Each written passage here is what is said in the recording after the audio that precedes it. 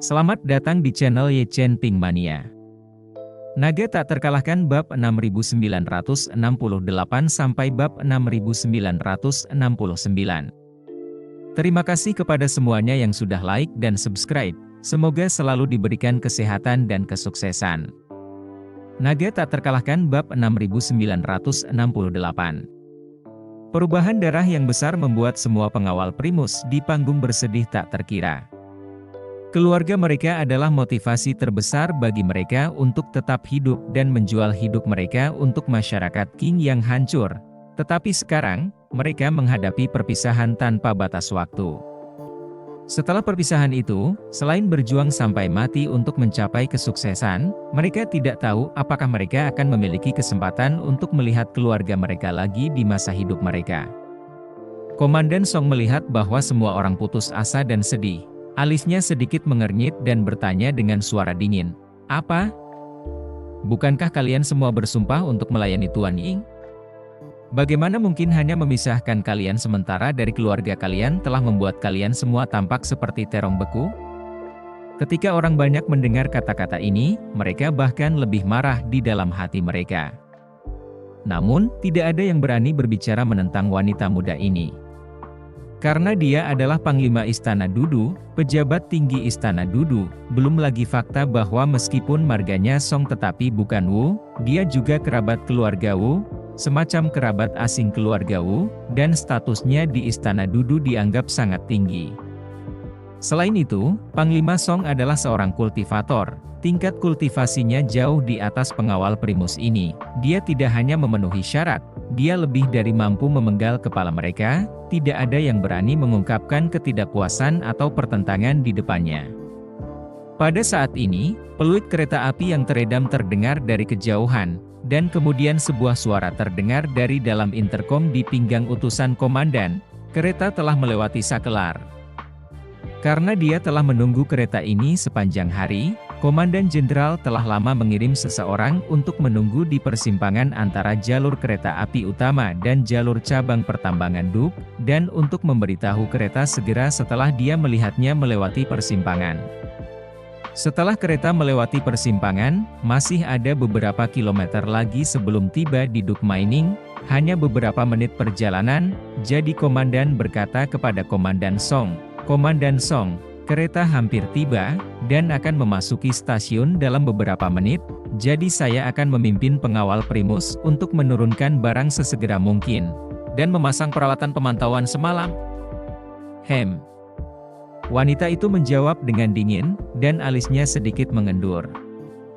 Dia telah menunggu kereta ini dan setumpuk barang ini, menunggu barang-barang tiba, menatapnya untuk menyelesaikannya sesegera mungkin, dan pada saat yang sama memanfaatkan waktu untuk mengatur agar mereka memulai perubahan besar.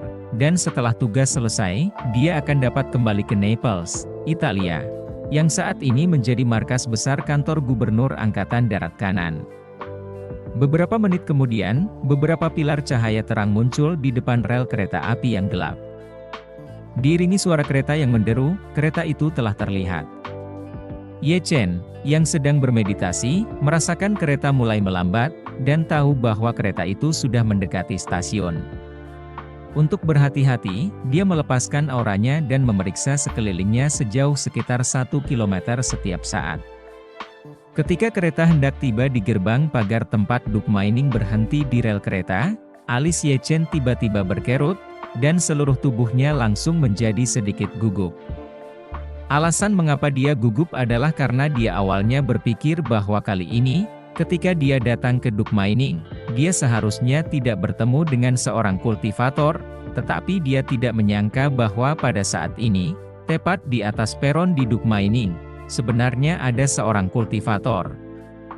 Dan untungnya, kekuatan kultivator itu sedikit lebih lemah darinya. Jika kekuatan pihak lain lebih tinggi darinya, maka saya khawatir penyelidikan ini akan segera terdeteksi oleh pihak lain. Hal ini juga membuat Ye Chen penasaran seperti bayi yang baru lahir. Dia tidak tahu mengapa ada seorang kultivator yang duduk di kediaman orang mati yang biasa-biasa saja di Duk Mining. Namun, untungnya tidak ada kultivator kedua dalam jangkauan yang dapat dideteksi. Sisi ini membuat Ye Chen sedikit lega. Kultivator ini, meskipun di luar rencana, berada di bawah kendali Ye Chen. Selain kultivator ini, Ye Chen juga menemukan seorang seniman bela diri di panggung yang kekuatannya telah mencapai tingkat kedua alam gelap. Seniman bela diri alam gelap ini juga yang terkuat selain kultivator itu. Diperkirakan bahwa kultivator ini seharusnya menjadi komandan pengawal primus di sini, dan untuk kultivator itu, Ye Chen tidak dapat menentukan identitas pihak lain untuk sementara waktu. Terima kasih masih menyimak channel Ye Chen Pink Mania. Naga tak terkalahkan bab 6969.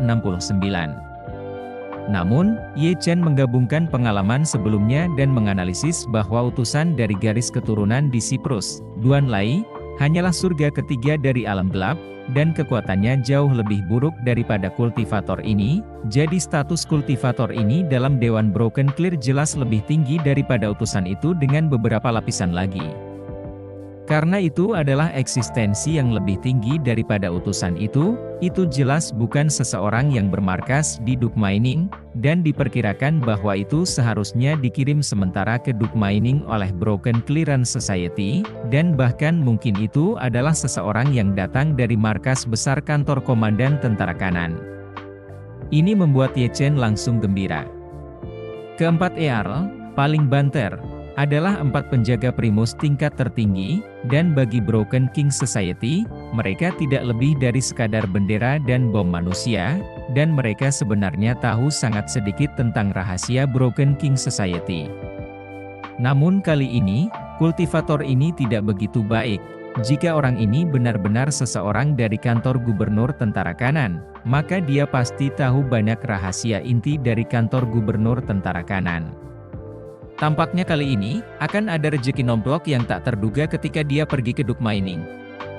Karena itu, Ye Chen segera berhenti bermeditasi dan bersembunyi di antara kargo, bersiap menghadapi peluang dan tantangan yang akan datang. Seperti catatan perjalanan sebelumnya yang terlihat di kereta, kereta pertama kali berhenti di luar gerbang pagar rel kereta api Duke Mining. Dari dalam Duke Mining segera muncul seorang seniman bela diri bintang 6, dan setelah memeriksa bahwa hanya ada masinis di dalam lokomotif, dia menenangkan hatinya, dan berbicara dalam bahasa Mandarin melalui intercom. Tidak ada yang aneh, buka pintunya.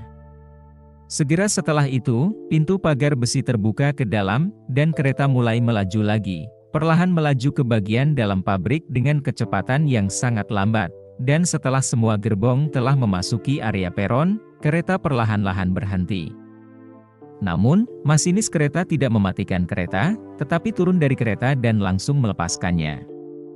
Komandan perkumpulan barang bekas itu berkata kepada beberapa anak buahnya di sekitarnya, "Kalian periksa kunci segel di luar setiap gerbong sesuai dengan catatan pengiriman, dan jika tidak ada masalah, biarkan masinis mengemudikan kendaraan terlebih dahulu dan putar balik lokomotif terlebih dahulu." Masinis adalah orang-orang kereta api nasional Maroko, bukan berarti pasukan bekas tidak akan dapat menembus kereta api nasional Maroko, hanya saja mereka bertanggung jawab atas penetrasi warna semua siswa. Menembus kereta api nasional Maroko bagi mereka itu benar-benar masalah besar. Terlebih lagi, masinis kereta api nasional Maroko adalah sistem pengiriman bergilir. Semua rencana penjadwalan didasarkan pada situasi dinas setiap orang keesokan harinya serta pengaturan waktu dinas. Ingin memastikan bahwa setiap perjalanan ke masinis kereta Duke Mining adalah milik mereka sendiri. Maka setidaknya ke kereta api nasional Maroko yang diisi dengan 5 atau 6 orang memiliki kemungkinan. Ini akan lebih tidak hemat biaya bagi Broken Cleansing Society. Beberapa penjaga primus segera mulai sesuai dengan pembagian kerja yang telah dipesan sebelumnya, masing-masing memeriksa 5 gerbong dengan situasi kunci segel. Sesuai dengan tahun pengalaman praktis mereka, selama kunci segel tidak abnormal, jumlah barang di dalamnya tidak akan menjadi masalah. Jadi 60% relatif juga sangat disederhanakan. 20 gerbong semuanya diperiksa, kunci segel dan tidak boleh dibuka 2 kali, kondektur. Kemudian dalam tanda terima barang pada daftar menandatangani namanya, kemudian masinis membawa tanda terima kembali ke sisi lain kabin lokomotif. Lokomotif akan dikendarai ke depan ke jalur keluar, untuk diputar ke jalur keluar. Kemudian di sepanjang peron di tengah jalur perlahan melaju pergi. Kondektur tidak berani menunda, jadi dia segera berkata kepada orang-orang di sekitarnya yang telah menunggu lama, manfaatkan waktu untuk membongkar barang, jangan khawatirkan gerbong berpendingin itu terlebih dahulu, angkut semua peralatan keamanan dan pemantauan serta kabel tambahan, dan kemudian sesuai dengan daftar yang telah kita buat sebelumnya, angkut barang ke tempat yang ditunjuk. Sekelompok orang itu segera menanggapi dengan suara keras, dan kemudian bergegas menuju 15 gerbong umum.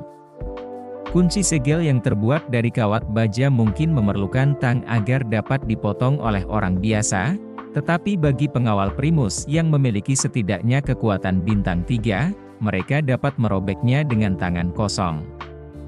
Di gerbong tempat Ye Chen berada, kunci segel juga dibuka dengan cara yang sama, diikuti oleh seseorang yang masuk. Cepat, lihat nomor kargo, bongkar yang sesuai. Bersambung.